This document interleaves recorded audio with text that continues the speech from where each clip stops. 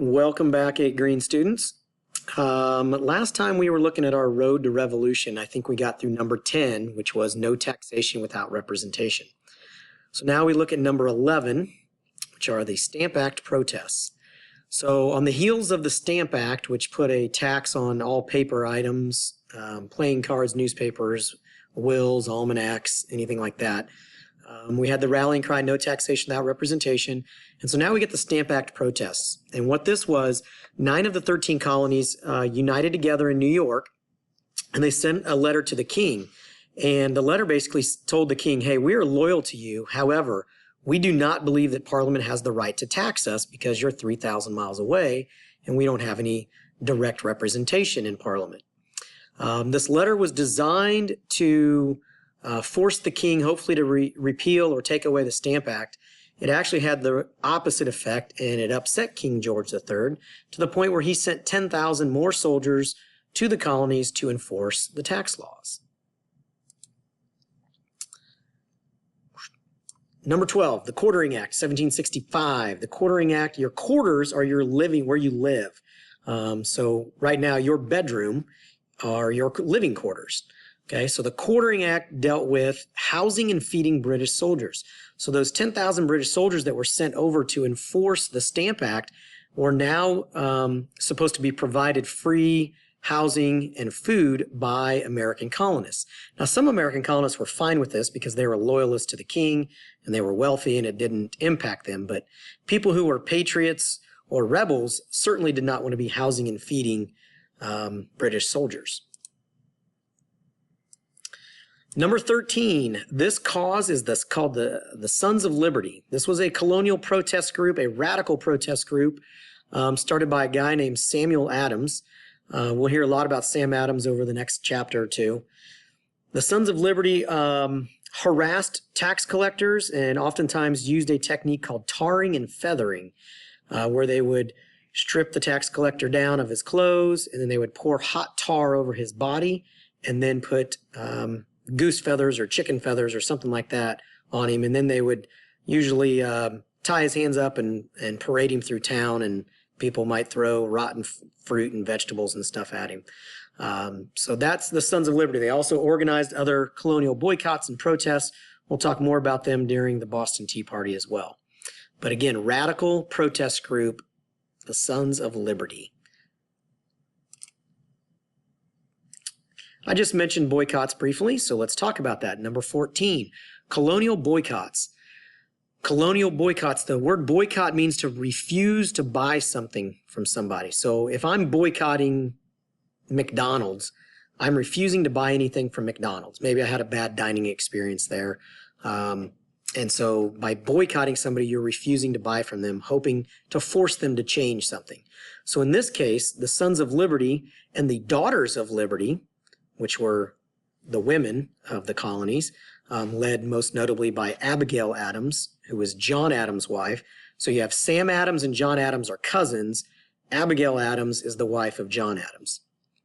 And Abigail Adams was leader of the Daughters of Liberty. And then John's cousin Sam Adams was the leader of the Sons of Liberty.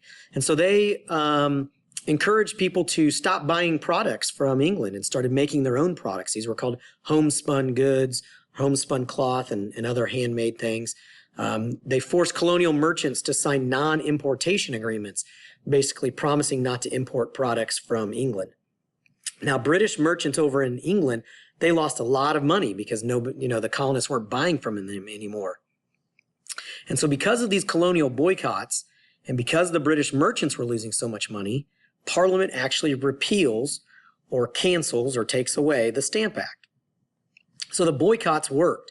So what the colonists have learned here so far is that working together and having kind of a unified front actually works for them and got something taken care of and got the Stamp Act repealed. Right after repealing the Stamp Act, Parliament passes something called the Declaratory Act. They are declaring their power and control over the colonies. So the Declaratory Act basically said Parliament has full power to pass any law necessary to govern the colonies, and this includes taxes. Basically, it was the king's way of saying he was in charge. So the Declaratory Act didn't necessarily place a new tax on anything or require anything of the colonists. It simply just said, that the king and parliament could tax and can govern the colonies in all cases whatsoever. Number 16 is the Townshend Acts. The Townshend Acts. It might look like Townshend, but it's not. It's pronounced Townshend Acts. The H is silent. It's named after a guy, I think his name was Robert Townsend. He was one of the British prime ministers in the parliament. And so he came up with this law. It was basically a way to collect government revenue. And so the Townshend Acts placed a duty or a tax on lead, paper, paint, glass, and tea that were being sent to the colonies. So these items, if they got imported, they would have an extra tax on them. Obviously, paper is a big one. Glass was a big one, but the biggest of all of them was tea. The Townshend Acts also instituted something called writs of assistance. A writ of assistance is basically a search warrant. And so if a British customs official had a writ of assistance, he could search anywhere, anytime, any place. Ships, warehouses, homes, day or night. Didn't have to have any kind of probable cause or suspicion. Basically, it was a blanket search warrant that just allowed them to search wherever. That's called a writ of assistance. And the tea is going to be the big issue in the Townshend Acts. All right, the Boston Massacre, March 5th, 1770. So this actually started out as an argument between a wig maker's apprentice and a British soldier. A British soldier owed money to this wig maker in town, and the wig maker's apprentice basically called him out on it and started cussing him out. And the British soldier went and got some of his other soldier buddies, and next thing you knew, a group of colonists gathered, and they started throwing sticks and stones and snowballs and ice chunks. There was still snow on the ground, even though it was early March. This is up in Boston. And one of the vocal leaders was a former slave named Crispus Attucks. He was a black sailor, and he was kind of one of the ringleaders of this crowd. And the mob swelled. There are some estimates of about 300 colonists surrounding, I believe, 8 British redcoats. And one of the redcoats or British soldiers slipped on the ice, fell, and his gun discharged. And that made the other soldiers think that somebody had fired on them, and they were given the order to fire. So they fired into the crowd, and they ended up killing 5 American colonists. Crispus Attucks being the first. He was shot direct on, and then 4 other colonists as well.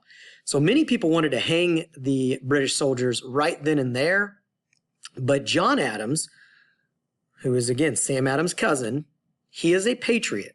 Okay, he believes in the cause for independence, but he is a lawyer, and he believes on doing things the right way, and he wanted to make sure that the British soldiers were given a fair jury trial. So he agreed to defend them and be their lawyer, and just to make sure they got that fair trial. And as it turned out, John Adams did a pretty good job in the trial, and really the jury came back and decided that these 8 soldiers feared for their lives, and because they were surrounded by such a large, angry mob, that they basically were acting in self-defense. And so they basically got off. 5 or 6 of them were cleared of all charges. I think a couple of them were found guilty of firing into a crowd, which is basically like manslaughter. I think they got a hot branding iron to their hand or their arm or something, but they were all shipped back to England at that point. But this was really the first bloodshed of the pre-revolution. We haven't officially started the Revolutionary War yet, but a lot of historians point to March 5th, 1770 as kind of the spark of the American Revolution, even before the war started, because of the bloodshed. We will stop there for today. So that gets us through number 17. Have a great day.